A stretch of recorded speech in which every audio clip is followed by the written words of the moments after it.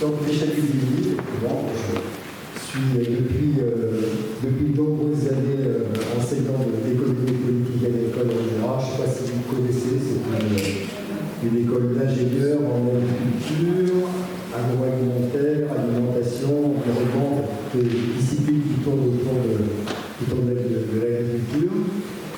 Et puis voilà, je suis à la retraite, mais je continue à travailler. Je fais partie des retraités à temps partiel. Voilà, et c'est souvent avec plaisir que, d'une part, que je fais cours encore à des étudiants, et puis que je participe à des réunions comme celle-ci. Voilà. Quand on a parlé de ce thème au début de la saison, à l'automne, j'avais lancé un peu comme ça l'idée de parler. C'était parce que je trouvais que la question était intéressante et qu'elle pouvait intéresser du monde, sur les menaces. J'avais même intitulé ça, quand j'avais discuté avec Catherine, je suis pas monsieur là. J'avais intitulé ça Imposer une menace par et sur et par notre alimentation. Puis elle a changé un peu le titre, peut-être pour que ce soit un peu plus clair. Et je lui avais en même temps dit, ça reste pas très, très drôle comme sujet. Voilà, apparemment, ça ne nous a pas fait peur. Donc c'est vrai que bon, ce que je vais raconter, c'est pas spécialement enthousiasmant. C'est plutôt des questions et des menaces, des vraies menaces, que des perspectives radieuses. Voilà. Alors, vous m'en voudrez pas d'être un peu rabat-joie et pas très enthousiasmant, mais je pense que les choses que j'ai essayé de faire en sorte que ce que je vais vous raconter s'appuie sur des données sérieuses, scientifiques. Les menaces ne se réalisent pas toutes. Les risques ne sont pas toujours avérés. Les catastrophes ne sont pas certaines. Mais les menaces sont réelles quand même. Donc je pense que ça vaudra le coup plus tard, dans les jours qui viennent, de s'en occuper. Voilà, alors, je vais commencer.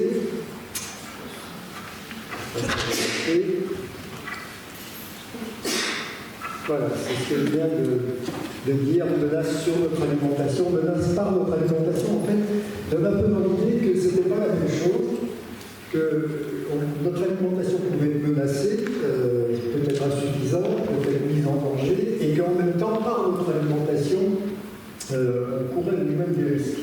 C'est-à-dire qu'il y avait un effet indirect, en quelque sorte, menace sur l'alimentation et l'alimentation menace sur nous. C'est un peu pour ça que j'avais proposé cette distinction. En fait, on va voir que souvent ça se confond.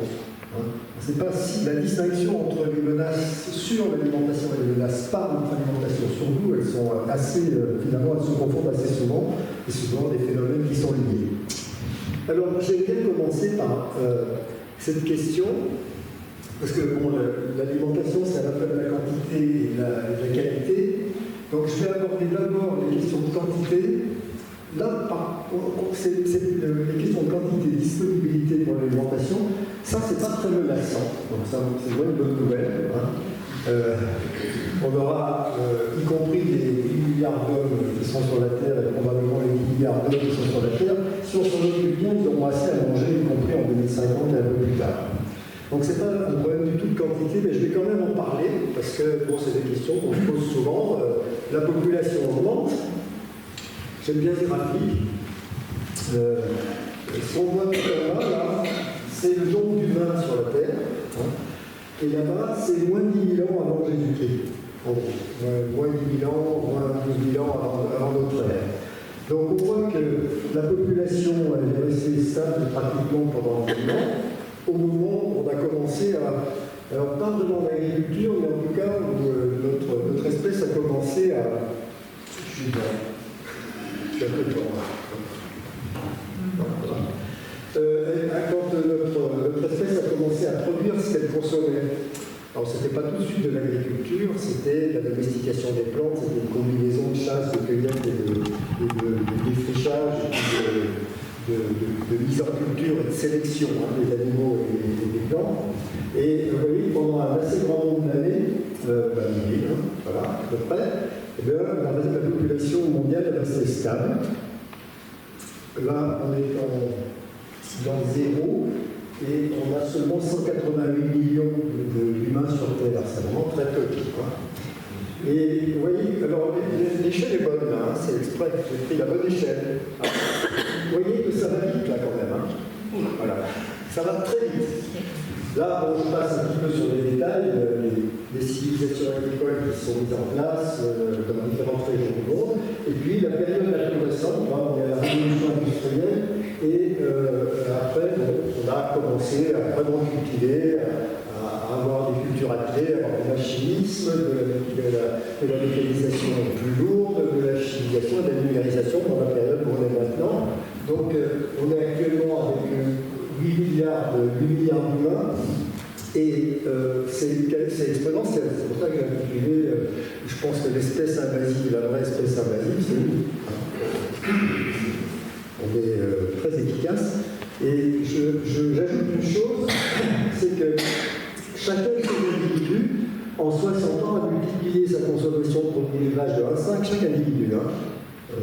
Donc, de céréales de 1,6, son alimentation de 1,6, les poissons de 2, multipliés par an en 60 ans, et les plastiques par 60. Donc, si vous voulez voir ce que donne cette courbe en termes d'élevage, en termes de céréales, d'alimentation, etc., il faut la multiplier. Et si vous voulez voir la courbe plastique, il faut la multiplier par 60.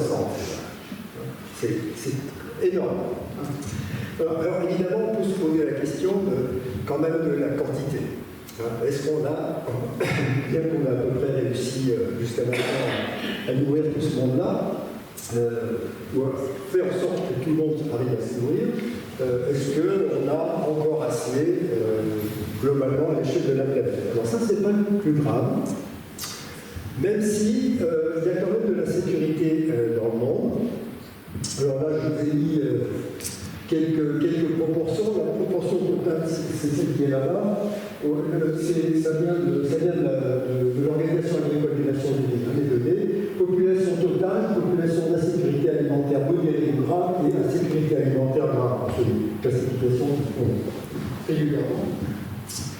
À l'échelle de la planète, on a 40% de la population mondiale qui sont en insécurité modérée ou grave. C'est pas mal. Vous voyez, 864 millions sur 8 milliards, c'est à peu près 10% qui sont en insécurité alimentaire grave. Donc, ce n'est pas la même chose pour les différents continents. Chez nous, on est là, Amérique du Nord et l'Union européenne, enfin Europe, c'est pas seulement l'Union européenne. La proportion de cette masse-là, c'est seulement 10% de la population totale. C'est trop, mais c'est seulement 10% par rapport à d'autres continents. Et c'est d'ailleurs en Afrique, en Asie, on est de 35-37%. Donc ça fait quand même un peu de monde. Et actuellement, la faim dans le monde, cette fois-ci, c'est les gens qui souffrent d'une quantité vraiment insuffisante pour se nourrir. Elle connaît cette courbe-là, avec la première qui est le pourcentage de la population mondiale qui souffre de la faim, vraiment, qui n'a pas assez chaque jour pour entretenir son organisme. Et puis, celle du haut, la courbe du haut, c'est le nombre. Alors, le nombre continue à d'abord baissé pendant un certain nombre d'années, jusqu'à 2014, 2015, 2018, et puis après, il a commencé à augmenter. Mais en pourcentage, c'est relativement stable. On voit qu'on est toujours autour de 10% de gens qui souffrent vraiment de sous-nutrition. Voilà. Et on avait cru pendant un temps que ce nombre diminuerait. Il a diminué, mais il a recommencé à augmenter. Mais ce n'est pas un problème de quantité. Ça, c'est plutôt la bonne nouvelle de la soirée. Il y a assez pour nourrir tout le monde. Comment? Il y aurait assez. Il y a assez. Il y a assez. Voilà. Alors, j'ai donné quelques chiffres. Bon, C'est des chiffres globaux, hein, mais ils sont à peu près stabilisés. Donc l'arbre fumier est un agronome assez connu, souvent ces chiffres. Il y a 330 kg de céréales, 330 kg disponibles de céréales par habitant, il en faut moins que ça. Hein, parce que bon, les céréales, ce n'est pas le seul aliment utile, mais disons qu'il y en a assez pour vivre. Et en termes de kilocalories, la moyenne disponible est de 3000 par jour, kilocalories par jour et par personne. Et au niveau des pays développés, ce qu'on a ici, avec le pays de l'OCDE, c'est 4000, aux USA c'est 4005, en Afrique subsaharienne c'est 2400, donc c'est des grandes masses. Hein. Et les besoins des adultes, ça va de 1600 à 3000. Hein, 1600 pour une femme sédentaire et 3000 pour un homme qui se démène. Voilà. Donc, en termes de kilocalories disponibles, il y en a assez. Donc, la nutrition, ça n'est pas un problème de disponibilité quantitative, mais d'accès à la nourriture disponible, généralement, ce sont les pauvres qui arrivent à se nourrir. Mais ce n'est pas parce qu'il y a pas assez de quantité. Alors, les réponses, oui, les causes, c'est les pauvres et les victimes de guerre civiles, de troubles divers, et éventuellement de catastrophes climatiques, parce que c'est qu'ils sont plus touchés par les catastrophes climatiques que les autres, les gens qui sont pauvres. Mais en tout cas, globalement, la raison de la faim dans le monde, ça n'est pas l'insuffisance d'une quantité disponible. Et on sait que les réponses possibles, envisageables, souhaitables, c'est une certaine paix et stabilité, pas de guerre, c'est mieux quand même. On accède plus facilement à la nourriture. L'éradication de la pauvreté, qui n'est pas de pauvre, qui n'est pas les moyens d'accéder à l'alimentation, de se offrir, le développement des agricultures locales, et puis des échanges internationaux équitables, parce qu'on sait que toutes les parties du monde ne peuvent pas nourrir correctement. Si on prend l'Égypte par exemple, c'est pas possible que l'Égypte produise la nourriture dont a besoin la population égyptienne. Le commerce international est obligatoire. Voilà. Simplement pour qu'il soit équitable. Voilà. C'est tout simple. Voilà. Alors, après ça, je vais bien montrer ça. Pénibilité, échange équitable, développement local des agricultures, éradication de la pauvreté. Vous les reconnaissez tous, là? Aux quatre coins, il y a des grands champions. Hein, le chinois, le russe, l'américain et l'indien. Les chiffres, c'est les millions d'habitants. 1417 millions d'habitants, 1426, aussi c'est pas beaucoup. Et les États-Unis, 338. Et ils ont tous les quatre la bombe atomique. Il y en a d'autres aussi au milieu qui ont la bombe atomique, c'est les quatre là. Et tous sur cette. Je sais pas comment l'appeler, c'est une photo de famille en quelque sorte. Ils ont une caractéristique commune, c'est qu'ils connaissent que le rapport de force et l'état de droit, ils ne savent pas très bien ce que ça veut dire.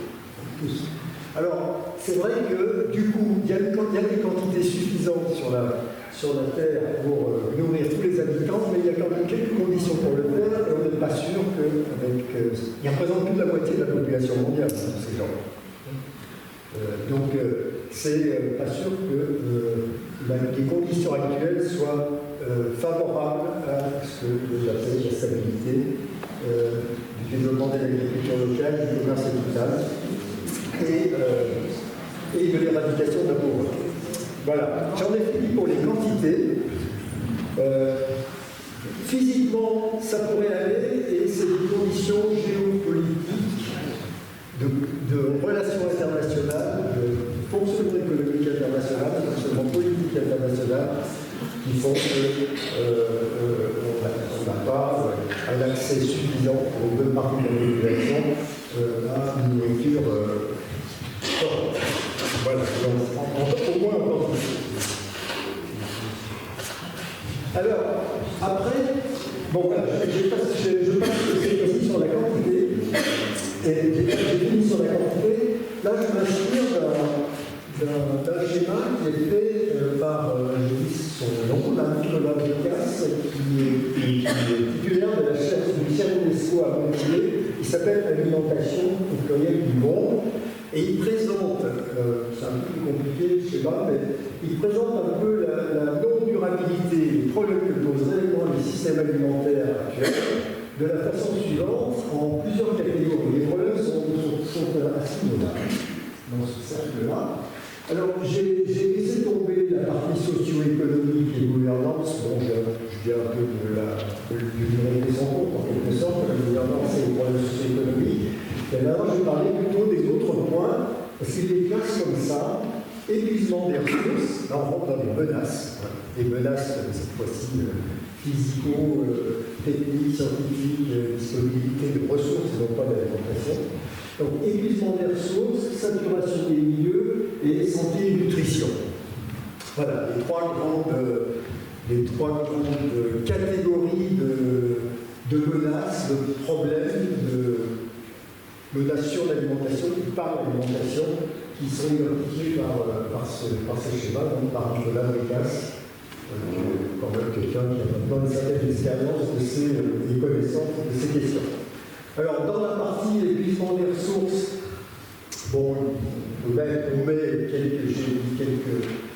quelques mots-clés, en quelque sorte: les énergies fossiles, la biodiversité, le phosphore, le poisson, l'eau, les sols, qui sont, on va y venir un petit peu plus en détail, et qui sont effectivement impactés par la manière dont on se comporte.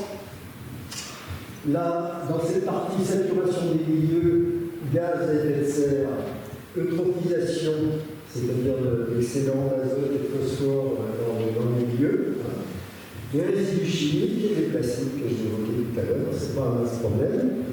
Donc voilà, saturation des milieux, quelques exemples, on pourrait sûrement en trouver d'autres, en mentionner d'autres. Et puis dans la partie santé et nutrition, intoxication chimique, résistance microbienne, obésité, diabète, carence. Ça fait pas mal, tout ça, quand même. Pas mal de problèmes. Voilà. Alors, je vais maintenant en présenter quelques-uns de ces problèmes-là dans les différentes catégories. Et c'est vrai que dans l'ensemble, ce que je vais dire, c'est pas très réjouissant.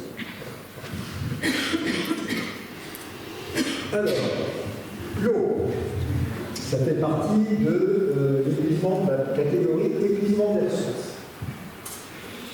Dans le schéma là-bas, tout à fait sur votre gauche, vous avez la quantité d'eau qu'il y a sur la Terre. Et 97,5%, on va arrondir à 98 ou à 97, comme vous voulez, c'est l'eau salée. Et le reste, c'est l'eau douce. Donc déjà, l'eau douce, c'est pas beaucoup par rapport à l'eau salée. Et en plus, à l'intérieur de l'eau douce, il y en a seulement 1% d'eau douce qui est accessible. Alors, faites le pourcentage, 1% de 2,5%, ça fait vraiment zéro quelque chose par rapport à la quantité d'eau qui est sur la planète. On arrive, avec beaucoup d'énergie, à transformer de l'eau salée en eau douce. Les usines de désalinisation, ça fonctionne, la technique est à peu près connue, on y arrive, ça coûte assez cher et ça coûte beaucoup d'énergie, et c'est faisable. En tout cas, pour le moment, on est dans cette proportion qu'il y a moins de 0 quelques pourcents de l'eau sur la Terre qui est accessible parce qu'il y a une partie qui est dans le glacier, qui est dans les montagnes, qui en est très profond dans la Terre, qui n'est pas accessible de l'eau douce. Voilà, alors par rapport à cette petite quantité d'eau douce qui est sur la planète, là on a l'évolution entre 1900 et maintenant des quantités d'eau consommées. Donc la majeure partie en vert ici c'est l'agriculture, qui consomme de l'eau. Le jardinier, c'est qu'il faut un peu d'eau pour faire pousser les légumes, et puis l'irrigation évidemment consomme de l'eau. L'industrie est en bleu, là au-dessus, et puis les municipalités, donc l'eau potable acheminée à la population que nous buvons, l'eau que nous buvons tous les jours. L'assainissement d'eau et la distribution d'eau. Donc vous voyez que la quantité d'eau douce, pardon, pas potable, elle n'est pas toujours potable. Comment donc la quantité d'eau consommée depuis un siècle, va quand même assez nettement augmenter sur la planète. Alors c'est évidemment lié au nombre d'habitants, ça c'est clair, c'est lié au nombre d'habitants, mais aussi à la consommation par individu, et qui augmente de façon sensible. On voit que la part de l'agriculture est majeure. Voilà. Alors sur cette planisphère, on mesure le stress hydrique, ça date de quelques années, je crois, voilà, c'est fait après 2010. Donc les régions du monde, stress hydrique, ça mesure la proportion de prélèvements qu'on fait sur les eaux disponibles. Voilà. La définition est ici, réserve d'eau de surface et souterraine, parce que l'eau qu'on utilise est quelquefois en surface et quelquefois en dessous. Donc, par rapport au prélèvement qu'on en fait, donc, vous voyez qu'il y a quand même des parties du monde où le stress hydrique globalement est faible, parce qu'il y a suffisamment d'eau qui est disponible par rapport au prélèvement, avec surtout l'hémisphère sud et aussi dans le nord de l'hémisphère nord. Les régions où il y a le plus de stress hydrique, donc c'est le Mexique, une partie des États-Unis, l'Est des États-Unis, le bassin méditerranéen, le Moyen-Orient et maintenant certaines parties de la Chine. Là, les prélèvements tendent à être trop forts par rapport aux ressources disponibles renouvelables. Je passe au sol. Alors, la diapositive est un peu chargée, mais je pensais que ça m'avait pu rappeler qu'il y a un lien entre biodiversité, matière organique, structure des sols, et que les sols, c'est là où on fait pousser les plantes, soit directement, soit indirectement, ils nourrissent. Alors, je vous donne ces quelques chiffres, parce que souvent c'est sous-estimé, ou méconnu. Maintenant, ça s'est un peu diffusé, mais quand même, 1 mètre carré sur 26 cm de profondeur, c'est en moyenne 10 000 espèces animales. On ne croirait pas, la quantité d'espèces animales qu'il y a dans le sol. Une cuillère à café, 100 000 champignons.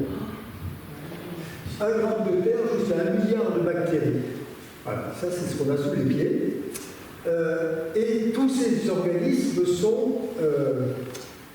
sauf si on fait de la culture hors sol, c'est-à-dire qu'on donne directement des nutriments à des plantes, tous ces organismes sont utiles à la bonne santé, au bon fonctionnement des sols, qui sont quand même l'endroit, la ressource qui nous fournit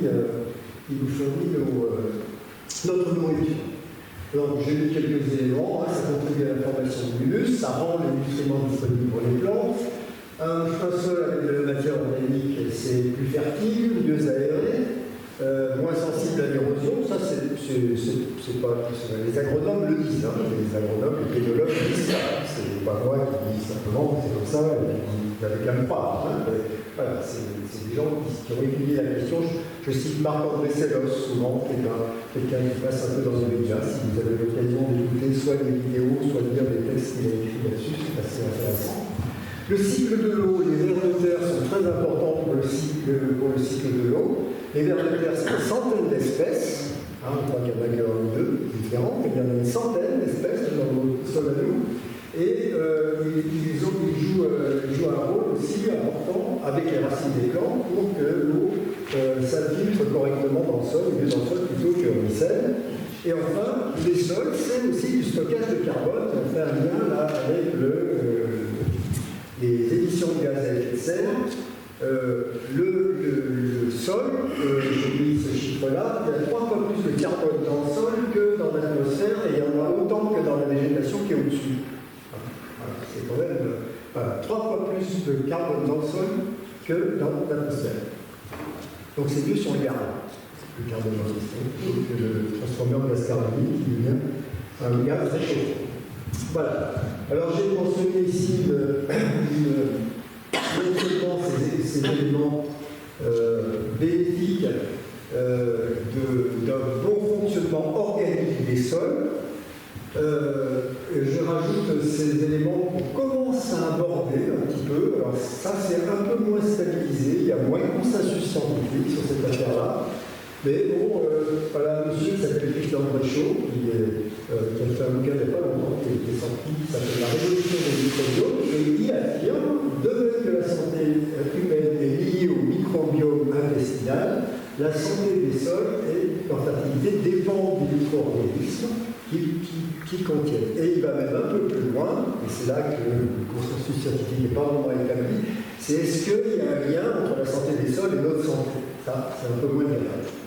On n'en sait rien. En tout cas, on ne l'a pas vraiment prouvé. Ce qu'il y a de certain, c'est qu'il y a un nombre incalculable d'organismes autour de nous dont on ne soupçonne pas l'existence et qui nous sont utiles. Bon. Alors, le problème, c'est qu'on a un peu tendance, dans notre mode de production, à les éliminer, ces organismes. Alors, j'ai mis ici, je vais vous montrer juste après, selon l'Observatoire européen des sols, qui est un observatoire qui dépend de l'Union européenne, la Commission européenne, il y a 60% des sols européens qui sont dégradés. Alors, là, le graphique est sans doute un peu difficile à lire, même pour moi, ici. Plus c'est rouge, plus c'est dégradé. En bas, vous voyez, il y a une légende, bon, c'est en anglais, sain ou mal, pas sain, dégradé. Donc, au total, 60% des sols à l'échelle de l'Europe seraient dégradés, d'après cet observatoire européen des sols. Et alors, s'il y a d'assez frappant, bon, d'abord les régions. Les régions où c'est le cas, c'est là où il y a une forte intensité de production. Le nord de l'Italie, les côtes italiennes avec les couilles, l'Espagne, notamment en Andalousie du Sud. Et puis vous avez aussi toute la partie nord-ouest de l'Europe, Danemark, un petit peu moins, la Hollande, et puis l'ouest de la France, où une partie des sols est dégradée. Et alors, ce qui est assez frappant, c'est que 10% des sols agricoles ne le sont pas, et 12% des sols urbains ne le sont pas. Donc, ces données voudraient dire que les sols sont moins dégradés en ville qu'à la campagne. C'est incroyable. Bon, on passe le béton, quand même. On passe le néolithique. Mais c'est quand même. Moi, j'ai été surpris de ce chiffre, d'après ce travail, que les sols sont encore plus dégradés à la campagne qu'en ville. Alors, dégradés, c'est. Bon, bien entendu, là où ils le sont moins, c'est dans les forêts. Voilà. Et puis, en Italie, vous avez des prairies, après les maquis, les montagnes, c'est un peu plus la nature qui fonctionne toute seule, donc là, il y a un peu moins de problèmes. Mais ces chiffres entre l'agriculture et les sols urbains, là, moi, on peut laisser pantois. Alors, je dis quand même quelques mots sur les critères qui sont utilisés. Il y a une quinzaine d'indicateurs qui sont utilisés par cet observatoire des sols. La matière organique, l'érosion, la biodiversité, la stabilisation, un sol salé n'est pas propice à l'agriculture, les pollutions, le tassement, l'existence de nutriments, etc. Et les plus sérieuses carences sont indiquées celles-ci, et les plus fréquentes de ces carences qui font que les sols sont considérés comme dégradés, c'est la perte de carbone organique, la matière organique dans le sol qui disparaît, et la perte de biodiversité. Voilà. Ça, c'est l'ossolamie. Ensuite, je passe maintenant à... vous m'alerterez quand... Oui. Quand vous me faites signe à quel moment il faut que je commence à penser à m'arrêter. Alors, épuisement versus toujours biodiversité. Bon, là, je pense que c'est des choses qui sont bien... Enfin, dont vous avez sûrement entendu parler, sur lesquels vous avez vu des documentaires. Bon, certains spécialistes parlent de la 6e extinction de masse des espèces. Bon, ça c'est peut-être une manière de provoquer un peu la réaction, mais en tout cas c'est vrai qu'il y a une perte de diversité des espèces qui sont présentes sur le globe. C'est 7 à 13%, c'est plus important de dire que ceux qui sont repérés par l'Union internationale pour la conservation de la nature, qui elle est fondée principalement sur les populations d'oiseaux et de mammifères. L'UICN, cet organisme-là, qui est un organisme international, définit essaye de mesurer l'évolution des espèces, la diversité des espèces et les effectifs, des animaux dans chacune des espèces. Là, c'est ce pourcentage. Donc il y a une classification d'espèces menacées qui est moins importante officiellement, en quelque sorte, selon cet organisme international, que les 7 à 13% qui sont en dessous. Un autre travail qui a été fait ici montre que parmi les 160 espèces de mammifères, cette fois-ci c'est concentré, j'ai dit l'auteur de l'étude là, il a calculé que à peu près ont perdu au moins toutes les espèces de mammifères observées, ont perdu au moins 30% de leur aire de répartition. Donc ça veut dire que l'espace sur lequel elles peuvent se circuler c'est réduit de 30%, et que 40% ont perdu plus de 80%. Là, pour le coup, il y a des espèces qui ont vraiment plus de place. Voilà. Autre indicateur qu'on trouve ici assez souvent quand on travaille sur ces questions-là, sur la disparition des espèces, plus de 50% des animaux terrestres sauvages ont disparu en 40 ans. Animaux sauvages. Les animaux domestiques sont tout le temps en augmentation. Les animaux sauvages. La disparition des insectes de la nuit, tout le monde, quand on a un certain âge, connaît ça. Les jeunes ne savent pas. Autrefois, quand on voyageait la nuit, il y avait des insectes qui se collaient sur les pare-brises.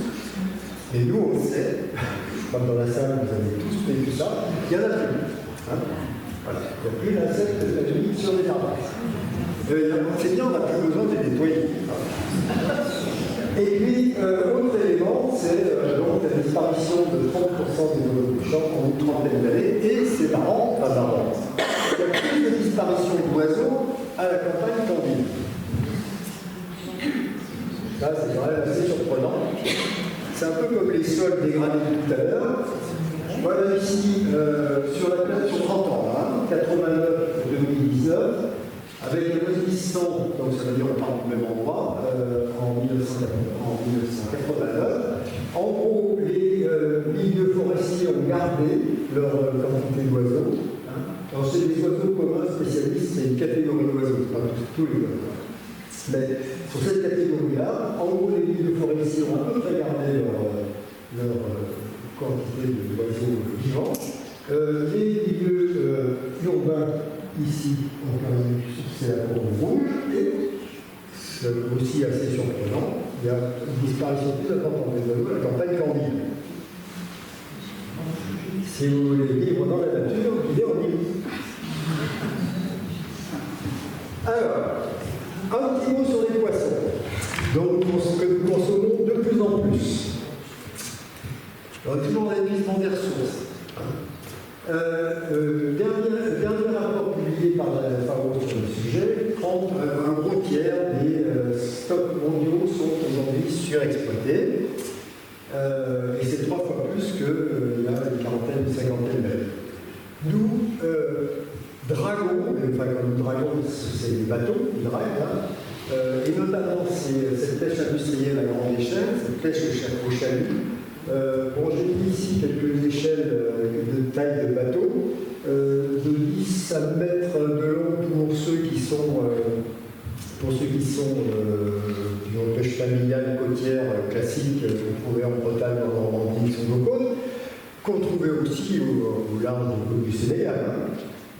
Et on a maintenant des bateaux qui font plus de 100 mètres de long, c'est des vraies usines sur l'eau, et ces bateaux draguent tout, y compris des poissons pour nourrir des poissons.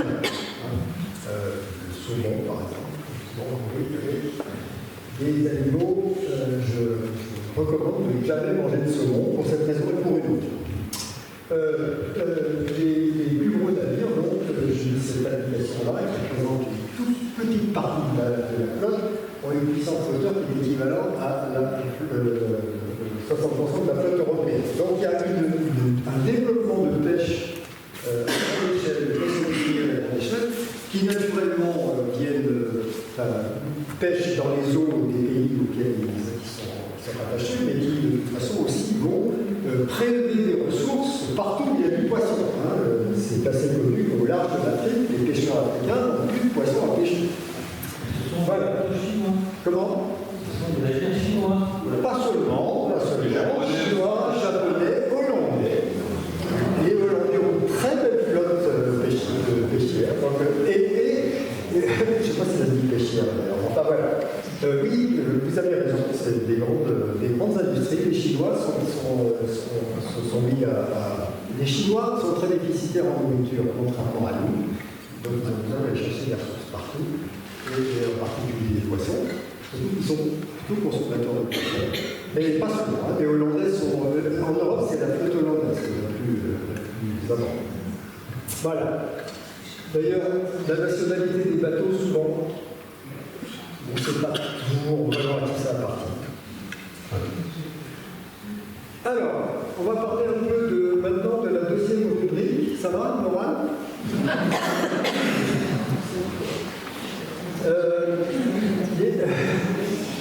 La saturation des milieux. Alors là, j'ai mis quelques petites choses sur le réchauffement. Bon, je pense qu'on entend tellement parler du réchauffement des gaz à effet de serre qui augmentent la température que je pense que c'est pas trop la peine d'insister. J'ai seulement voulu ici indiquer une étude qui a été faite assez récemment sur l'impact du réchauffement sur les rendements agricoles. Alors, bon, c'est de la prospective, c'est de l'économétrie, c'est des modèles, c'est toujours un petit peu soumis à critique sur les modèles qu'on utilise, on n'a pas forcément les mêmes résultats. Mais en gros, on aurait une perte de rendement. Alors, c'est en cas d'une variation de température moyenne à l'échelle de la planète de 3 degrés. Alors, 3 degrés, c'est bien au-delà du 1,5 et 2 dont on parle dans les conférences parties, mais c'est probablement ce vers quoi on va en ce moment. Voilà. Alors, donc, on voit que dans une bonne partie de la planète, les rendements subiraient des pertes assez sensibles quand même, du fait du réchauffement climatique. Et par contre, il y a quand même des territoires qui profiteraient du réchauffement climatique. On voit que la Russie serait pas mal placée.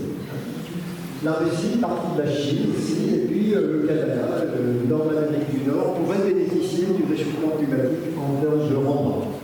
Voilà. Mais pour le reste de la population mondiale et des territoires, c'est quand même plutôt problématique que d'avoir cette perte de rendement. Si on revient à ce que oui. qui est étudié au début, on peut dire qu'il y avait suffisamment de nourriture pour l'ensemble des gens de la planète. Et quand on voit ça, on se dit qu'on ne va pas du bon côté. Peut-être. Peut-être, mais quand même, il y a des grandes plaines. Il y a des territoires qui sont quasiment sous-exploités, pas exploités d'ailleurs, dans le nord de la Russie et le nord de l'Amérique du Nord, qui représentent quand même des surfaces importantes. Mais c'est vrai que globalement, les climatologues, les agronomes qui travaillent sur les rendements pensent que à la fois le réchauffement et les événements climatiques majeurs et très, très soudains qui se produisent vont probablement impacter les rendements plutôt négativement que positivement.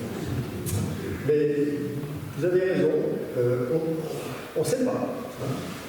On n'est pas tout à fait sûr de ce que ça donnera. Si on y, parce qu'en plus, on n'est pas tout à fait sûr d'être à 3, ou à 5, ou à 4. Plus 4. Bon, ça, je pense que vous connaissez ça. C'est cette fois-ci un lien entre notre alimentation et les gaz à effet de serre. Bon, voilà, je ne suis pas surpris que les fruits et légumes aient moins de gaz à effet de serre que l'eau par kilo consommé. Voilà, ça c'est. Ça vient du fait que c'est de la transformation et que l'animal, ça a besoin de vivre et ça a besoin de. Ça ne veut pas dire. Mon point de vue n'est pas radical sur la suppression de l'élevage. Hein. Pas du tout. Voilà. Parce que beaucoup dépend de la manière dont on élève les animaux. Et puis évidemment, du rapport qu'ils ont au sol. Là, on sait en gros que quand on consomme des fruits et légumes du lait de l'eau, on a plutôt moins de gaz à effet de serre par kilo que quand on consomme des animaux. Voilà. Alors, on passe à l'autre rubrique. Vous aidez les photos. Voilà. Les résidus. Combien de temps j'ai encore? 17 minutes. Quelques exemples. Là aussi, dans les télévisions qui se respectent, c'est des informations qu'on peut facilement avoir. 460 millions de tonnes de déchets plastiques rejetés tous les ans. Et le fait que ce soit des sachets en plastique identifiés, c'est encore pas le problème majeur. Le problème majeur, c'est plutôt qu'ils se désagrègent et qu'ils perdent leurs traces et qu'ils rentrent dans la chaîne alimentaire à travers les sols, à travers les eaux, à travers les animaux qui consomment, qui sont dans la mer notamment.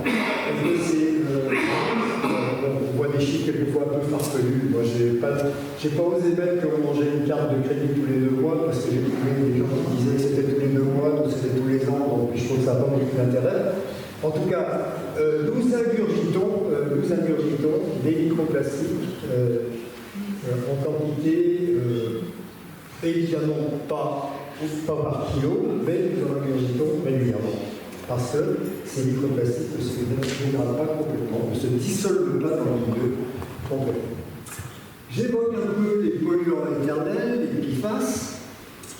Il se trouve qu'on en parle pas mal en ce moment, un peu parce que dans la région lyonnaise, il y a un petit problème avec les usines qui sont du côté de Carbénite, donc on en parle pas mal, mais aussi, bon, il y a plusieurs travaux qui ont été faits sur cette catégorie de produits qui sont des produits miracles. On en trouve partout, ils sont détachants, des perdants, anti-taches, anti-adhésifs, des poils, évidemment, les poils que tout le monde connaît bénéficient de l'usage de ces PFAS. Et c'est pas, en plus, c'est pas un produit bien identifié. S'il n'y en avait qu'un, ce serait peut-être plus facile. Il y a 10 000 produits qu'on appelle qu'on prend dans cette catégorie PFAS. Donc, repérer, calculer, éliminer 10 000 produits différents, c'est quand même pas facile. Donc, il y a un travail avec un certain nombre de sites polluants en Europe, et un travail qui a été fait qui vient d'être publié par Le Monde, vous pouvez le retrouver facilement, avec un certain nombre d'autres journaux à l'échelle internationale. Ils ont essayé de chiffrer ce que ça pourrait représenter que l'élimination des PFAS. Ils ont pris peur. Alors, selon évidemment, on essaie d'en éliminer une partie, les plus dangereux, il peut y avoir aussi des degrés d'élimination des PFAS. Mais le fait qu'il soit arrivé jusqu'à une possibilité de 100 milliards par an pendant 20 ans, ça dépasse l'entendement. Voilà. D'ailleurs, il y a un chercheur américain qui a dit ça.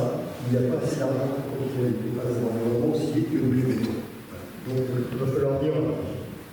Et voilà, j'ai mentionné donc les problèmes de la région lyonnaise. Comment? Oui, alors, vous avez, moi, je ne peux pas désigner une marque en particulier, d'autant qu'ils ne sont pas les seuls. Voilà. Je ne sais pas si vous avez vu un film qui est paru il y a quelques années, qui était très intéressant, qui portait en gros là-dessus, qui s'appelait Dark Waters. C'était ce sujet-là, Dark Waters, c'est un film américain, qui n'a pas Caroline. C'est un film à l'américaine. Oui, voilà, un procès qui concerne les voilà. Alors, donc, alors là on est carrément, vous voyez, une menace sur notre alimentation et menace pas notre alimentation. Parce que ces PFAS, c'est des polluants éternels. Enfin, on les appelle comme ça, c'est un surnom, c'est une dénomination un peu commune, mais bon, on ne sait vraiment pas comment s'en débarrasser. Et forcément, ils rentrent dans le milieu, dans le vivant. On ne sait pas trop ce qu'ils deviennent, on ne comprend pas encore complètement les effets négatifs ou positifs qui peuvent être des effets positifs. En tout cas, globalement, les scientifiques qui regardent ça disent qu'il vaudrait mieux de ne pas trop en remettre encore. Alors l'eau, on va passer à l'eau, que nous buvons. Je vous ai donné ici quelques chiffres sur 33 000 captages entre 80 et 2019. On a été obligé d'en fermé la moitié, parce que l'eau était plus potable, n'était pas potable. En France, il y a à peu près 60% des eaux souterraines de surface de l'Union européenne qui sont dégradées, soit par la présence de pesticides, soit par la présence de trop de nitrates. En France, c'est 40%, tout au moins. Et c'est en France 30% pour les eaux souterraines. C'est un peu moins, effectivement, en France que dans les autres pays. Ça, c'est l'eau potabilisée que nous consommons au robinet. Mais alors, en plus, on croyait qu'on pouvait boire de l'eau en bouteille. Voilà, de l'eau de source, de l'eau naturelle de source. Et réglementairement, ces eaux ne doivent pas être traitées. Il se trouve qu'au moins 2 grandes firmes ont été obligées, sans trop le dire, de les traiter pour pouvoir continuer à les vendre aux eaux de source naturelle. Donc, bon, j'ai cité ici quelques marques, là, c'est pas les groupes qui possèdent, c'est les noms des eaux sous la marque sur laquelle elles sont vendues. Donc, soit pour cause de contamination bactérienne ou chimique, donc dû traiter ces eaux. Et c'est vrai que la manière dont ça s'est fait entre ces sociétés et les autorités, elle est quand même pas la pire. Il y a eu manifestement, pas plus limpide que l'eau. Manifestement, il y a eu un peu de connivence, un peu de remettre la poussière sous le tapis, on continue à avoir des eaux de sources naturelles alors qu'on les a traitées. Normalement, c'est strictement interdit. Voilà. D'ailleurs, il y a eu un audit européen qui a mis en évidence cette affaire-là. Le système français n'est pas censé détecter des fraudes dans le secteur des eaux minérales naturelles. Donc, eau de robinet, eau de source. Très bien. Mais aujourd'hui, il y a des communes en France où les champs ne peuvent Oui. Oui. Oui. Oui. Oui. Et alors, quand on parle des captages qui sont fermés, souvent c'est ça, ou alors c'est parce que, c'est souvent parce que l'eau n'est plus potable et qu'on essaie de raccorder l'approvisionnement d'une commune à un autre captage qui lui serait moins pollué que celui de la commune en question. Mais oui, il y a des endroits où on ne peut pas boire l'eau de robinet. Oui. Je voudrais faire un lien entre la diapositive qui précède et celle-ci. Justement pour l'eau en bouteille. L'eau du robinet est connue pour, sur le plan de la sécurité, être, en tout cas en France, la plus sûre sur le plan composition et sur le plan microbiologique, parce que les contrôles actuels. Et je crois qu'aujourd'hui, quand on achète une bouteille d'eau, on paye plus cher un emballage plastique que l'eau elle-même. Ce qui pose la question de savoir à qui profite le business. Le business profite à ceux qui fabriquent du packaging et du plastique. Et donc, ma conclusion est peut-être simpliste, mais j'aimerais votre avis. Arrêtons de consommer, sauf quand c'est indispensable, de l'eau dans les bouteilles plastiques. Je suis d'accord, d'autant plus que ça consomme du pétrole. Le plastique, c'est du pétrole. Mais je suis d'accord avec vous. Mon propos n'est pas de dire que l'eau du robinet, il faut pas en boire non plus. Je suis d'accord avec vous, d'abord, elle coûte beaucoup moins cher, indiscutablement, elle coûte beaucoup moins cher. Elle est quand même surveillée. Moi, simplement, ce que je mets un petit peu en avant, c'est que bon, il faut quand même être attentif à la manière dont elle évolue, cette eau. Voilà, cette eau potable, puisqu'on la met à disposition. Est-ce qu'on va, en plus, quand on potabilise l'eau, il y a des choses qu'on n'élimine pas. Donc voilà, l'eau du robinet, bon, je pense que c'est ce qu'on fait, enfin, c'est ce qu'il y a de mieux à boire. Voilà. À choisir, il vaut mieux boire de l'eau du robinet. Mais il n'empêche qu'elle est quand même un peu menacée par des polluants chimiques, des résidus industriels, aussi par les produits chimiques qu'on utilise au-dessus. Donc voilà, il y a des menaces sur cette potabilité de l'eau et les collectivités sont obligées de dépenser de plus en plus d'argent pour la potabiliser. Voilà, c'est une menace, ça ne veut pas dire qu'il faut plus en boire dans nos hygiènes. Voilà. C'est genre, en tout cas. ce que je voulais dire, à l'opposé, je mentionnais cette histoire d'eau de source, parce qu'en principe, ces eaux sont complètement buvables pures, enfin sans traitement. Hein. C'est même là-dessus que repose, je ne parle pas de l'eau en bouteille classique qui n'est pas haute source, hein, ce dont vous parlez là. Ça, c'est des eaux haut de gamme.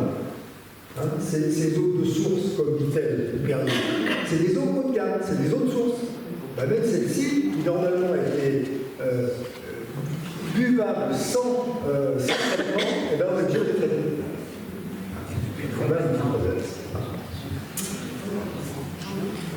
Bon, quelques mots sur d'autres résidus. Voilà une carte d'Europe où on a mesuré le pourcentage de sols dans lesquels on trouvait des résidus de pesticides. Bon, la France n'est pas plus mal placée que d'autres. Hein. Il y a seulement 80% des sols où on en trouve. Mais bon, en Hongrie c'est 86, en Hollande c'est 90, au Royaume-Uni c'est 83, en Pologne c'est 100%. La Grenouille, c'est le Portugal et l'Angleterre. Oui, surprenant. Quand même, très important, ça ce sont des quantités mesurées, ça ne dit pas quoi que ce soit sur la dangerosité des produits qu'on trouve. Hein. J'ai mentionné ici. C'est des quantités de molécules qui ont été repérées dans le sol, ça ne dit pas si elles sont plus ou moins dangereuses en Italie ou en Pologne, c'est juste des quantités. Donc voilà, c'est important, je pense, de préciser ça. En tout cas, on en trouve dans les sols. Ici, vous avez une carte de France qui mentionne la fréquence. C'est un indice calculé de façon un peu complexe par les spécialistes. L'indice de fréquence des traitements. Vous voyez que, alors plus c'est rouge, plus on traite. Hein, et les zones dans lesquelles on traite le plus, c'est les zones de grande culture et les zones viticoles. Voilà. C'est pour ça que cette carte que vous mentionnez, vous voyez, la spécialisation en grande culture on comprend le reste de la France jusqu'à Bordeaux, et puis un petit peu du côté de chez nous, là, et puis pour le reste des zones viticoles, dans le sud, le Bordelais, vous voyez ici le Beaujolais. Voilà. En Bretagne, c'est. Il y en a, mais moins. Voilà. Alors, si vous voulez avoir de la biodiversité, vivez en ville. Si vous voulez avoir moins de pesticides, allez à la montagne. C'est vrai que je vois bien que. Comment? Oui, c'est surtout parce que c'est central. C'est bien les arbres, c'est pas mal aussi. Hein. Voilà. Bon, je passe sur ce graphique, il est lisible. J'ai essayé de faire une petite comparaison des quantités de pesticides utilisés dans les différents pays. Alors là, vous avez trois catégories, hein, contre les insectes, contre les herbes, les mauvaises herbes, et contre les champignons. Ça, c'est les cercles sont proportionnels aux quantités, mais là encore, hein, les quantités ne disent pas la dangerosité. Hein, voilà. Et puis, il faut faire le rapport quand même entre la surface agricole et les quantités utilisées. Alors moi, j'ai fait un petit calcul. Bon, j'avais les quantités utilisées par la surface agricole. La France a 2,3 kg par hectare, le Portugal 2,6, l'Italie 4,6. Hein. Très haut aussi aux Pays-Bas. Hein. Voilà. La Pologne, pas trop. Hein. Voilà, ça vous donne une idée. C'est-à-dire que cet usage, là, il est pas beaucoup mais vous voyez, la France, elle ne fait pas partie des pays européens qui mettent le plus de pesticides à l'hectare. Tout à l'heure, l'Espagne. Non, il n'y a pas d'Espagne sur ces données-là. C'est pas pour quelle raison. Oui.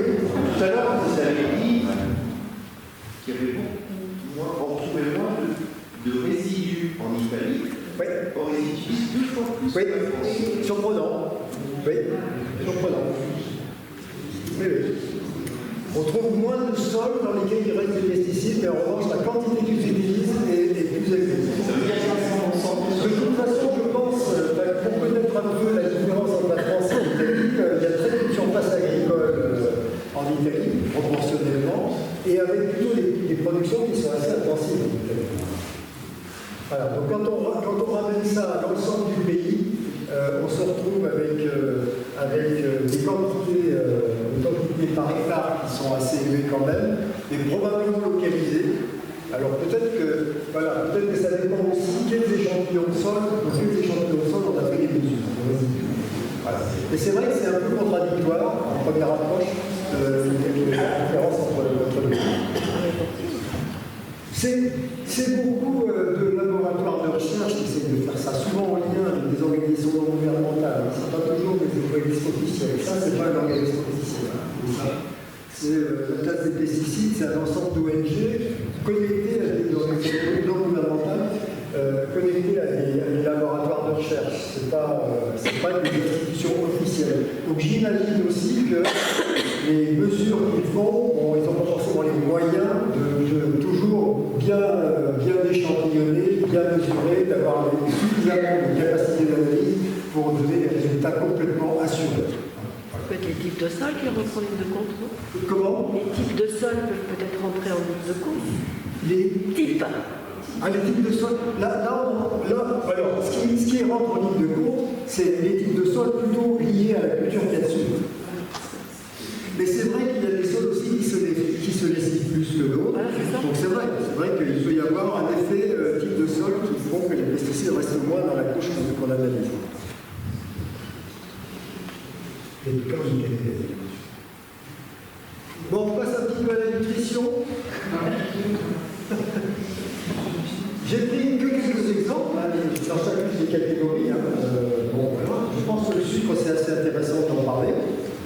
Cette fois-ci, c'est sorti il y a tout très peu de temps. La source est tout, c'est-à-dire c'est une ONG, qui a travaillé avec quelques autres associations. Et ils ont fait des enquêtes chez les distributeurs et ils ont calculé le taux de sucre dans des produits. Alors, c'est grande distribution, je vois ce que vous achetez chez votre agriculteur du coin, vous avez surgelé, pizza, guacamole, biscotte, etc. Il y a au moins 70% de ces aliments de sucre. Il ne devrait pas y en avoir, normalement. Il n'y a pas de raison qu'il y ait du sucre dans ces produits. Et donc, on sait, je pense que ce n'est pas une nouveauté, on sait qu'on consomme trop de sucre et qu'on en consomme plus trop, et qu'en plus, c'est un autre élément qu'ils ont mis en évidence dans ce travail, c'est que si on veut moins de sucre, il faut payer plus cher. Voilà. Plus c'est cher, moins c'est sucré, moins c'est cher, plus c'est sucré. Ce qui repose la question de qui accède à la bonne alimentation. Ceux qui ont les moyens peuvent mieux manger. C'est comme à l'échelle planétaire. Ah, j'ai parlé du mercure. Après, il faudrait le cadmium. Mais, alors, quand même, l'Organisation mondiale de la santé dit que c'est les substances chimiques les plus gravement préoccupantes. Voilà. Le processus, c'est un composé de mercure qui se dépose sur les sols marins. Les sédiments s'accumulent progressivement dans les organismes et puis après dans la chaîne alimentaire, c'est un grand classique. Quand on fait des analyses chez les gens, en France, on a quasiment 100% des adultes et des enfants qui ont du mercure dans leur corps. Que choisir? Ici, c'est assez récent aussi, présence systématique dans les poissons analysés. Voilà, les poissons, la chaîne, et pas manger les poissons. Alors, pour les poissons, il y a une limite générale, ça j'ai trouvé que ça valait le coup de mentionner quand même. Il y a une limite générale qui est qu'il ne faut pas qu'il y ait plus de 0,5 mg de mercure par kilo. Ça, c'est la règle générale. Mais pour les petites espèces, c'est 0,3. Et pour les gros, c'est 1. C'est-à-dire que plus le poisson est gros, plus on tolère de mercure dedans. Pourquoi? Parce que si on interdisait à 0,5, il n'y aurait plus un ton qui se vendrait. Ça, c'est vraiment la norme à l'envers. C'est-à-dire qu'il n'y a aucune raison qu'on tolère un taux de mercure dans le poisson plus élevé pour une taille de poisson, pour une autre, on mange une quantité de poisson, une quantité de chair. Donc c'est juste une raison économique qui fait que les gros prédateurs ont le droit d'avoir plus de mercure collective. C'est des valeurs colonatiques. Ça, c'est pour ça. C'est grave. Voilà, et puis j'ai redit ici, donc ça c'est un travail de Bloom. Alors Bloom, vous connaissez cette association qui essaye de se défendre justement contre la pêche industrielle et qui essaye de faire en sorte de préserver les ressources du poisson qui interdisent ou limitent la pêche industrielle. Donc ils ont fait avec une watch. Donc une analyse de 148 foncières dans différents pays d'Europe. Il y avait dans 57% plus de 0,3 mg de mercure par kilo. Comment? C'est donné pour les poissons, là, c'est en France. Oui. Dans d'autres pays d'Europe, c'est les mêmes normes. Oh, ça c'est là. Mais ça c'est proche. C'est pas forcément exactement les mêmes. Parce que la santé publique, elle relève plutôt des États, même s'il y a des règles communes, notamment sur l'autorisation des produits. Il y a quand même des règles d'étiquetage, des règles d'analyse, des règles de mise en marché qui sont communes. Mais la santé publique, il y a quand même une marge d'interprétation et d'application qui relève des États. Cette norme-là, je sais que c'est pour la France, je ne sais pas si elle est vraiment commune à l'ensemble des pays européens. Il faudrait que je le vérifie. Si on achète du poisson qui vient d'un autre pays européen, du coup, on peut se retrouver avec une quantité de mercure qui va être au-delà de la norme qui sera acceptable en France. Ça se pourrait bien, oui. Mais c'est vrai que là, pour le coup, il faudrait vérifier si c'est bien les mêmes limites, les mêmes seuils qui sont appliqués, si c'est une directive ou un règlement européen, ou si c'est français. Parce que quelquefois, en ce qui concerne les règlements européens, les directives, exactement, on donne des objectifs, mais après on laisse aller aux États le choix des moyens pour les atteindre. Donc ça laisse une certaine marge de manœuvre à chaque État pour atteindre les objectifs qui sont poursuivis en commun, qui sont définis en commun par les pays de l'Union européenne. Là, sur cette norme-là, je ne peux pas répondre de façon catégorique, c'est vraiment la même partie où il y a des différences. Ça, en tout cas, je sais que ça s'applique en France. Voilà. Voilà. Bon, je passe sur le cadmium. Mais le cadmium, c'est pas mal aussi. Hein. Alors, je peux un peu parler des antibiotiques. On a une très forte consommation d'antibiotiques en France, plutôt plus élevée que la moyenne. La raison, personnellement, je ne connais pas. J'imagine que c'est des prescriptions, je ne sais pas quoi ça vient, pourquoi les médecins prescrivent beaucoup d'antibiotiques. Peut-être parce que les malades en veulent, je ne sais pas. En tout cas, on consomme plutôt plus d'antibiotiques en France que dans les autres pays comparables. Mais ceci, il y a quand même quelque chose qui est assez important, notamment par rapport à l'antibiorésistance, pour le fait que les bactéries, les microbes résistent aux antibiotiques, hein, c'est le développement de résistance, de souches résistantes. C'est que, en fait, ce que j'ai dit là, c'est que 2 tiers de la consommation des antibiotiques dans le monde, c'est l'élevage.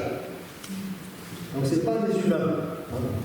C'est le fait qu'on soigne aussi les animaux avec des antibiotiques. Alors là-dessus, par contre, la France est plutôt plus stricte sur l'usage des antibiotiques. Il y a plutôt eu une diminution ces dernières années de l'usage des antibiotiques dans les élevages, en Europe et en France. En plus, c'est des démarches communes. Et la réglementation d'usage des antibiotiques dans les élevages est plutôt stricte, enfin, plutôt plus stricte qu'ailleurs. Par contre, ils sont autorisés à titre préventif, ce qui n'est pas trop le cas chez nous. Hein. Préventif, vous mettez des antibiotiques pour éviter que les animaux tombent malades. ou si la microbe qui se présenterait, il serait prêt. Voilà, ça, en principe, on ne le fait pas. Il peut y avoir quelques fraudes, mais dans le cas, en France, c'est en Europe. En revanche, il y a des pays du monde où on le fait. Et c'est même à grande échelle. Et notamment les deux Amériques, l'Amérique du Nord et l'Amérique du Sud. Alors non seulement on utilise des antibiotiques à titre préventif, mais en plus on les utilise comme stimulateurs de croissance.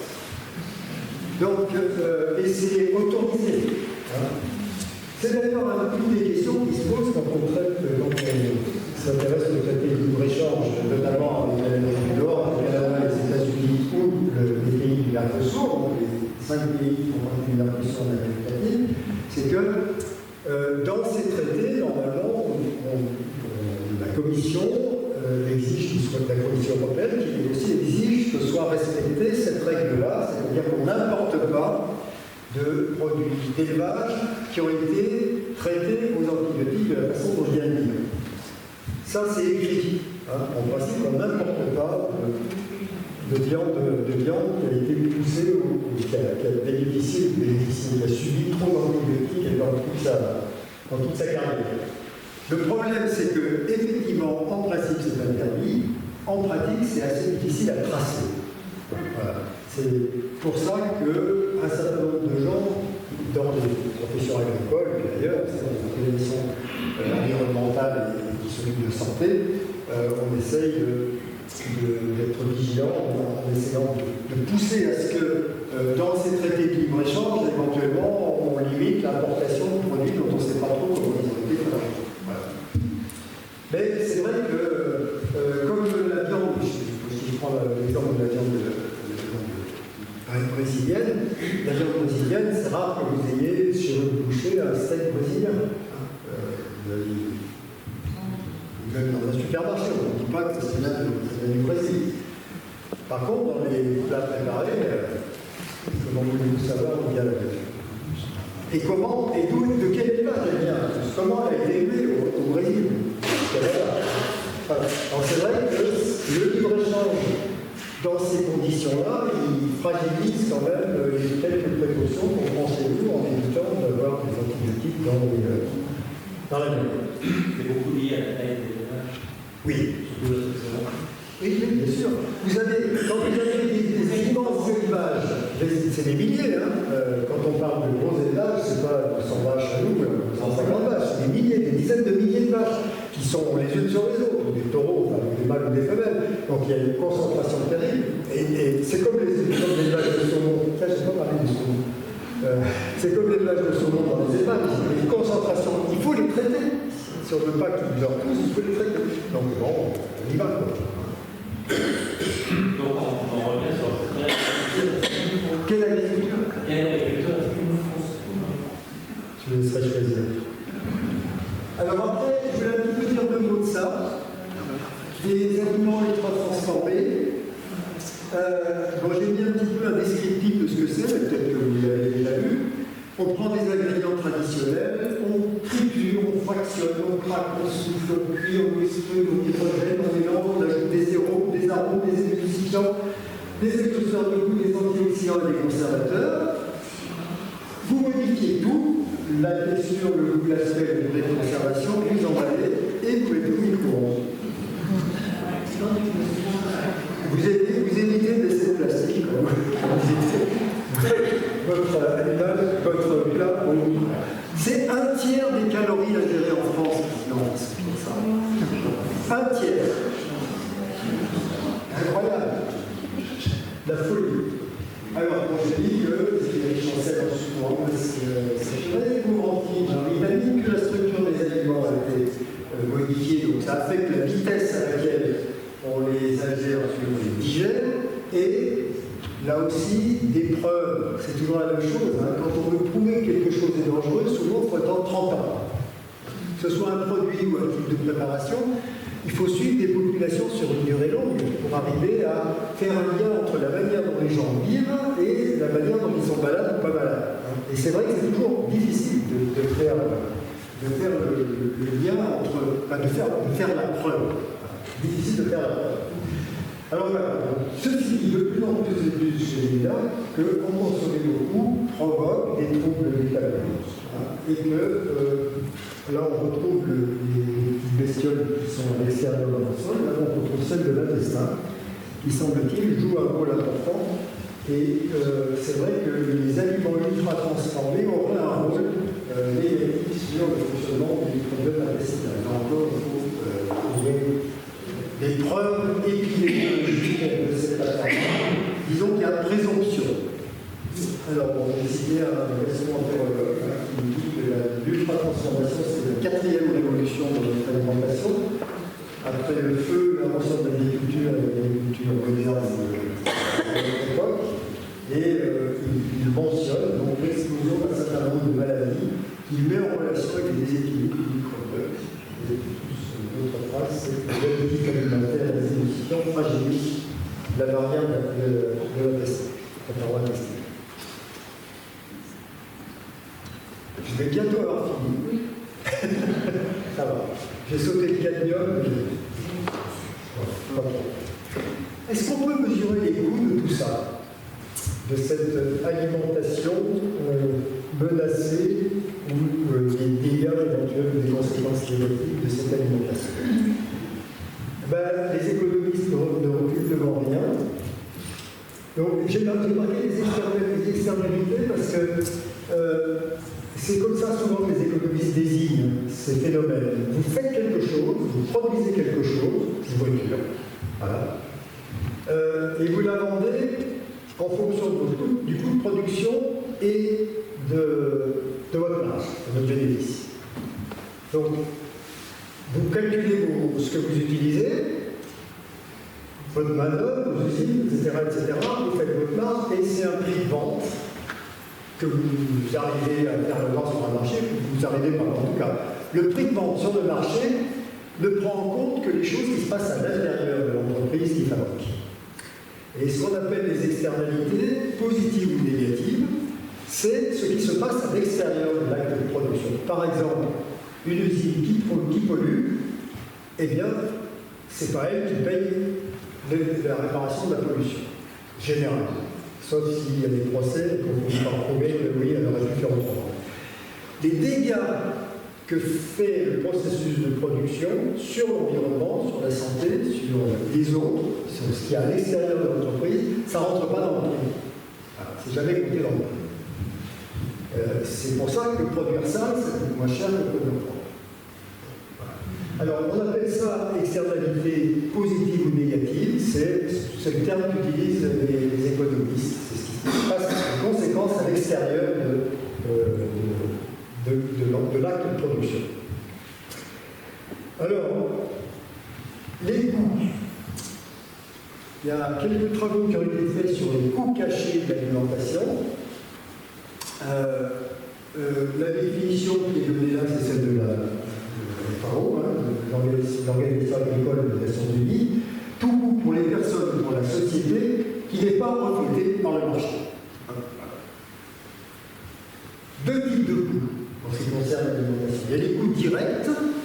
Si le fait de manger de telle façon, de se nourrir de telle façon, d'ingurgiter tel aliment provoque une maladie ou une pollution, le coût caché, c'est le coût de réparation de la pollution, de dépollution, ou le coût de traitement de la maladie, coût direct. Et puis, les économistes vont plus loin, c'est pour ça que je dis qu'ils reculent devant rien, ils essaient de calculer les conséquences plus générales au-delà de ces coûts directs. Quand vous êtes malade, vous ne produisez pas. Voilà, ça c'est un raisonnement d'économiste. Donc, vous êtes malade, vous êtes mort, vous ne produisez plus. Voilà. Donc, les travaux essayaient de mesurer les pertes de productivité du fait que les personnes sont malades ou meurent plus tôt qu'elles auraient dû mourir à cause de la manière dont elles sont comportées dans la théorie, etc. Donc, ils mesurent le coût quand les gens meurent prématurément, des années de vie en inactivité, des années de vie perdues parce que les gens sont morts. Ouais, c'est une dispute de richesse, donc ça diminue la richesse. Voilà. Et en plus, Donc, calcul un petit peu supplémentaire, on essaie de faire la part là-dedans, hein, quand vous avez des gens qui meurent prématurément, faire la part de ce qui tient à tel phénomène, la condition d'air, etc., ou l'alimentation. Résultat, franchement, à prendre avec des pincettes. Hein. Mais il y a quand même des économistes qui s'y sont exercés. Alors, plus simple, les coûts directs. Ça, c'est un travail assez récent, qui s'appelle d'ailleurs comme ça, non pas du coût caché, il s'appelle le juste prix ou l'injuste prix d'alimentation. C'est les associations qui sont là-haut, vous voyez, sont Maximum, Semi-Arnaud Paysan, la Fédération de l'Agriculture, ils ont travaillé quelques bureaux d'études qui s'appelle BASIC, qui produit de la documentation gratis sur Internet. C'est facile à trouver. Donc, ils ont trouvé que le coût direct des impacts, les impacts négatifs du système alimentaire était de 19 milliards par an pour la France. Bon. C'est un chiffre. Voilà. Donc 3,4 sur les impacts environnementaux et 12,3 milliards pour les impacts santé. Donc là, c'est bien le coût direct, la réparation. Hein, voilà. C'est pas le coût indirect avec les années perdues, etc. C'est vraiment combien on dépense. Combien on dépense pour réparer, combien la puissance publique. Alors, c'est indiqué là-haut. Hein, c'est la puissance publique, c'est les collectivités, les agences de l'eau, enfin, c'est nos impôts. Hein. Combien nos impôts et nos cotisations dépensent pour corriger les effets de dégâts attribués à l'alimentation. Bon, ça fait 19 milliards par an, bon, c'est pas négligeable. C'est quelque chose de limité. Hein, c'est vraiment des coûts directs. En contrepartie, en balance de ça, ils ont mis les dépenses publiques au système agricole et alimentaire qui sont de 50 milliards. Enfin, c'est-à-dire au total, par an, l'État, l'Union européenne, l'État français, l'Union européenne, les collectivités et les agences de l'eau injectent sous différentes formes, exonération fiscale, exonération sociale, subventions, etc., financement des prix pour les agriculteurs, injectent à peu près 50 milliards d'euros. Voilà. Et ils financent un système qui provoque 19 milliards de dégâts sur l'environnement et la santé. On pourrait peut-être utiliser mieux les 50 et économiser les 19. Voilà. Alors ça, c'est un calcul qui est sorti il n'y a pas très longtemps, qui est disponible facilement auprès des auteurs. Sur Internet, on trouve facilement. Estimation des coûts indirects.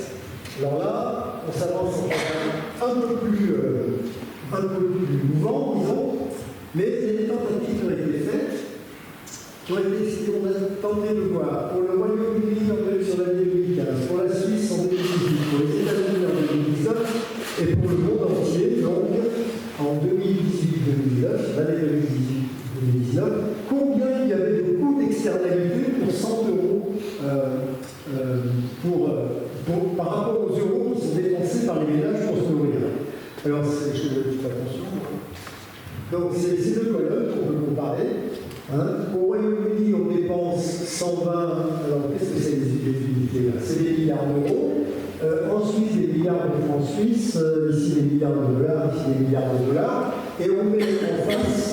Là, c'est un calcul, hein, c'est pas une constatation comptable, c'est une estimation du coût des externalités, cette fois-ci globale, pas seulement les coûts directs pour soigner la maladie, hein, mais aussi les impacts généraux de productivité, etc. Et alors, les calculs auxquels ils arrivent, c'est pratiquement toujours autant de coûts d'externalité que de dépenses. Au moins. Hein. Ici, pour la Suisse, vous avez 32 contre 37. Là, 116 contre 120, pour les États-Unis, c'est le double. On sait que les États-Unis se nourrissent particulièrement bien. 2100 milliards de dollars d'externalités négatives pour le système alimentaire américain, pour 1100 dépensés par les ménages. C'est le double. Et pour le monde entier, ils sont arrivés à un calcul de plus 20%. Vous voyez, voilà, le ratio entre les deux. 0,97, 0,86, 1,91 pour les États-Unis et 1,19 pour le monde entier, ça vous dit ce qu'il faudrait payer plus cher l'alimentation si on voulait couvrir tout ça. Enfin, c'est une estimation. Peut-être que 2 fois, c'est beaucoup. 20%, 30%.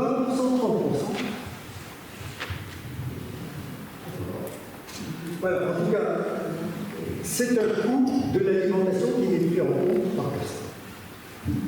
Voilà, un autre truc qui a été fait par la FAO, ça c'était donc des études particulières, c'est le calcul des externalités pour l'ensemble de la France. Donc ça a été chiffré à 177 milliards, ça fait quand même pas mal, d'externalités négatives. Pour le monde, ils ont estimé que c'était 10% de la richesse produite, pour le monde entier. Et pour les pays à faible revenu, donc pour les pays pauvres, c'est encore pire, c'est 27% de la richesse produite. Voilà. Donc non seulement ça rend malade, mais en plus ça coûte. Voilà. Choisir. Est-ce que vous vouliez qu'on choisisse? Je crois. Qu'est-ce qu'on fait comme système? Permaculture. Comment? Permaculture. Oui, c'est un choix, là. Voilà. Alors en fait, il y a vraiment. Peut-être certains étaient là la semaine dernière, peut-être beaucoup même. Eh bien, vous étiez là-dedans. Voilà. Eh bien, il y a beaucoup de firmes, beaucoup de courants professionnels agricoles, parce que je parle pas seulement de la France, beaucoup de firmes, beaucoup d'économistes même, d'industriels, qui ont suffisamment, tout ce que j'ai dit là, qui font suffisamment confiance à la science et à la technique, aux futures innovations pour arriver à le corriger, pour arriver à le régler, pour arriver à dépolluer, voire pour arriver à ne plus avoir besoin des sols ni des bestioles vivantes pour se nourrir. Il y a la viande artificielle dont vous a parlé, c'est exactement ça. On est capable de produire des fraises pas dans le sol. On est capable de produire de la viande qui est de la multiplication de cellules. On est capable de faire tout ça. On est capable, peut-être, alors ça coûte plus cher que d'élever des animaux. Mais on est capable aussi, peut-être, disent certains, de capter le carbone, puisqu'on parlait de saturation des milieux par les gaz carboniques, de capter le carbone, de l'envoyer dans les profondeurs de l'océan, voire de l'envoyer sous terre. Ça, c'est une hypothèse que je pense certains. Et puis, donc, on est. Tout le monde ne croit pas que ce que je viens de dire, ça se résout en utilisant moins de ces produits qui